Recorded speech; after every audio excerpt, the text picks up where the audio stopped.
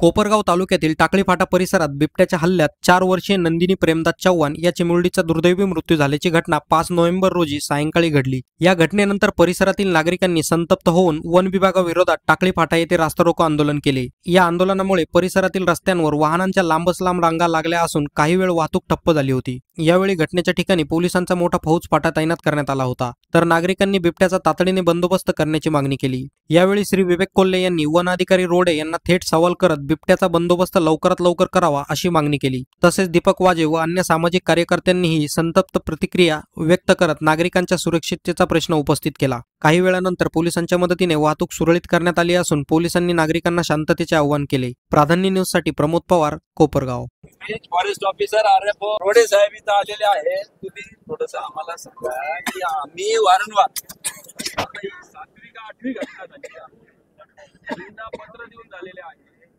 शिकारीला गेली इथं आमच्या परवाच्या एक दिवशी महिलेने अटक केला। घरामध्ये तुझ्या इथं टाकळी फाट्यावरच्या घरामध्ये घुसला, बरोबर ना? घरामध्ये घुसला, घरात घुसला। तुम्ही काय केलं हे सांगा फक्त, माझा एवढा तुम्ही काय केलं एवढं सांगा फक्त, बाकी काहीच नाही आम्हाला। हे बघा, आपले 3 वर्षाची एक मुलगी गेलेली आहे। आज जरी ती गरीबाची असली, उद्या तुमची आमची कोणाची असू शकते, बरोबर? हा संवेदनशील विषय आहे। एक जीवित हानी आपल्या परिसरामध्ये झालेली आहे, त्याच्यामुळे तुम्ही थोडस संयम धरा। आपण भावनेच्या भरात ठीक आहे, परंतु तुम्ही आम्हाला सांगा साहेब, इथं रेंज फॉरेस्ट ऑफिसर नेमलेले, किती झाडं लावले आम्ही हे विचारत नाही तुम्हाला। तुमच्या फॉरेस्टच्या जमिनीमधून किती मुरुम काढला आम्ही हे विचारत नाही तुम्हाला। आम्ही विचारतोय तुम्हाला, आम्ही एवढं वर्षानुवर्ष हे लोक सांगतात, तुम्ही काय केलं तेवढं सांगा। आमच्याच रस्त्याची आहेरची मुलगी तुझ्या त्या म्हाताऱ्या आजोबांनी वाचवली मागे जाऊन, हो आपल्या तिथंच तोच बिबट्या। परवा एक घटना परत आमच्या महिलेत झाली, आज एक मुलगी गेली। बिबट्या नाही, तो वाघ आहे, पंकज घटना या परिसरात झाली। काय केलं एवढं सांगा फक्त आम्हाला, म्हणजे आजचं हे झालं याच्यानंतर नाही होणार आहे याची काय आम्हाला शाश्वती आहे का? आम्हाला 15 जण पिंजरा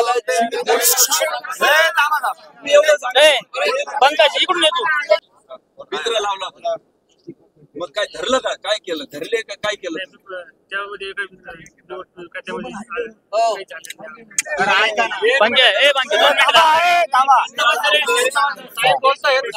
बरं रोडे साहेब, मला एवढं सांगा, किती बिबटे आहे तालुक्यामध्ये? हो रोडे साहेब, बरोबर आहे, किती बिबटे आहे तालुक्यामध्ये? तुम्ही काय त्याची स्पॉटिंग केलेलं आहे? सगळ्या तक्रारी आलेल्या आहेत, किती बिबटे? बरोबर, किती बिबटे आहे तुम्ही सांगा?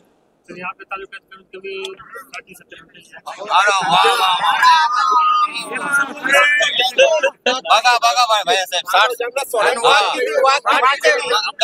आज इथं टाकळी फाट्यावर इथं चरवर एक ऊसतोडीची मुलगी, 3 वर्षाची मुलगी, बिबट्याने त्या मुलीवर हल्ला केला आणि दुर्दैवी तिचा मृत्यू झाला।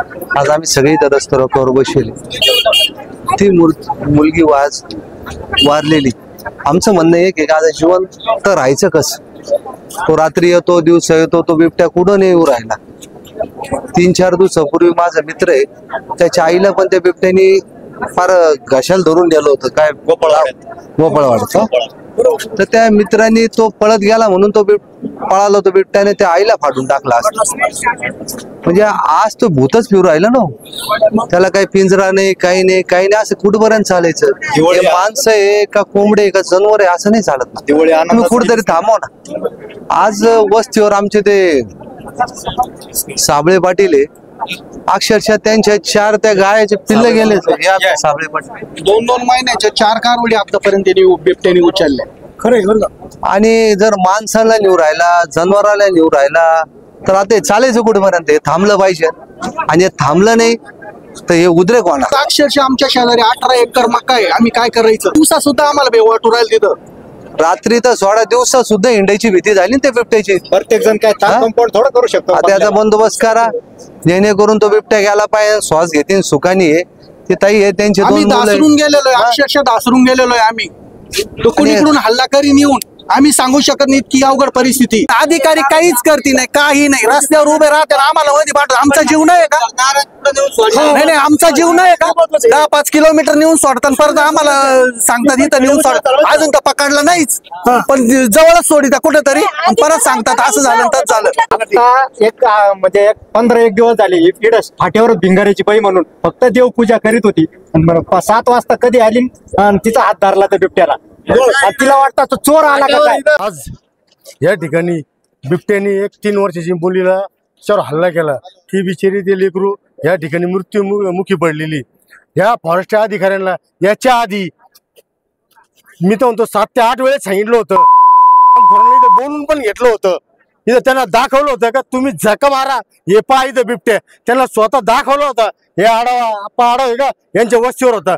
मी होतो, भरत भाऊ होते, त्याच्यानंतर कुठे साहेब होते. आम्ही सगळे तिथे गेलेलो होतो. आम्ही स्वतः पाहिलं तो बिबट्या. शेवटी अहो यांच्याकडे पिंजरे आहे, त्या पिंजऱ्यात आहे ना ते भक्ष नाही ठेवायला यांना. हे म्हणतात ते तुम्हीच ठेवा. चाल मग एका नुसतं पैसे घाल. अहो या फॉरेस्ट खात्यातून आहे ना लागण तेवढा मुरून जातो. आज या ठिकाणी या कोपरगाव तालुक्यात 70 बिबटे 70 आणि धरले किती एक नाही. मग काही घंटा करताय तिथं ऑफिस मध्ये बसून का नुसतेच पैसे घेता. मी तर म्हणतो ना ते बिबट्या आणायचं धरून आणि ते यांना पण आहे ना या फॉरेस्ट अधिकाऱ्यांना त्या याच्यात घालायचं पिंजऱ्यामध्ये आणि तो बिबट्या सोडायचा. मग यांना कळन काय हल्ला होतो ते. जय हिंद जय महाराष्ट्र. आताच 2 ते 3 तासापूर्वी ऊस कामगार जे ऊस तोडीचे कामगार आहेत त्यांची एक 3 ते 4 वर्षाची मुलगी बिबट्यानं उचलून नेली. त्या ठिकाणी त्या निष्पाप त्या मुलीचा त्या बिबट्यानं बळी घेतला. बिबट्याने बळी घेतलाय, पण त्या बिबट्याला मोकळीक दिली कोणी? आता सगळे इथं या ठिकाणी आल्यानंतर तो रोडे जो वन अधिकारी तो या ठिकाणी आला, त्याच्या डोक्यावर परिणाम झाला. मी आरोप करतोय सायको झालाय, तो मानसिक रुग्ण आहे. तो सांगतो या परिसरामध्ये 60 ते 70 बिबटे आहेत. त्याला विचारल्यानंतर किती बिबटे पकडले, तरी 15 बिबटे पकडले म्हणून सांगितलेत. आजपर्यंत आमच्या पेपरमध्ये वाचनात किंवा मीडियावर आम्हाला आजपर्यंत आढळले का 15 बिबटे पकडले गेलेत कोपरगाव तालुक्यात या परिसरात. त्याच्या डोक्यावर परिणाम झालाय. पिंजरे किती विचारलं तर 30 ते 40 पिंजरे म्हणतो. एवढे जर पिंजरे असते तर कोपरगाव तालुक्यात या परिसरात एकही बिबट्या शिल्लक राहिला नसता. हा डोक्यावर परिणाम झाला अधिकारी आहे. वनमंत्र्यांना आपल्या मीडियाच्या माध्यमातून सांगतो, असे चक्रम आणि आरामखोर अधिकारी आमच्याकडे पाठवू नका. एक 3 वर्षाचा निष्पाप मुलीचा जीव या ठिकाणी गेलाय. आता काळजी घेण्याची वेळ आली आणि असे आरामखोर चक्रम पागल झालेल्या अधिकाऱ्यांना बाहेर काढण्याची वेळ आली. जय हिंद, जय महाराष्ट्र, जय संविधान.